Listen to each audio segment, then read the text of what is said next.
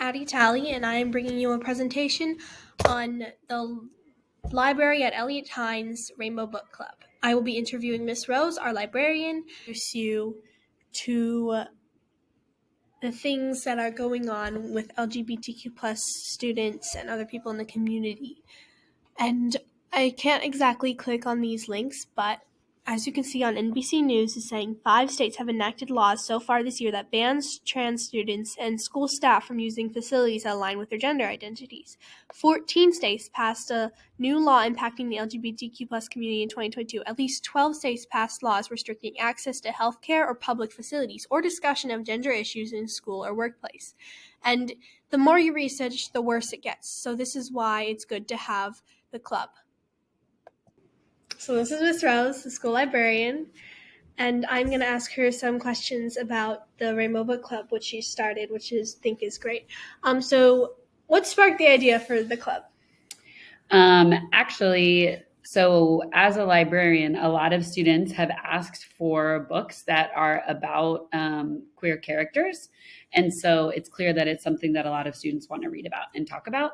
And Miss Michaels, who's helping out with tech and also in the library now, was really passionate about helping start it.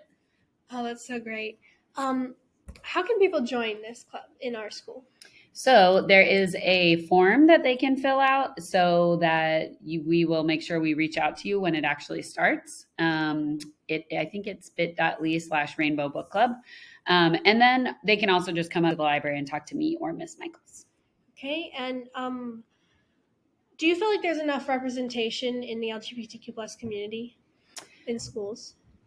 In schools, in books, or just in general? In schools. I think no, because I think that especially y'all's generation, I like how y'all have learned a lot of language and things that a lot of us didn't have access to when we were growing up. And so I think we as adults are a lot of times catching up with your generation in terms of making sure that we are having conversations and we are centering representation of the LGBTQIA community.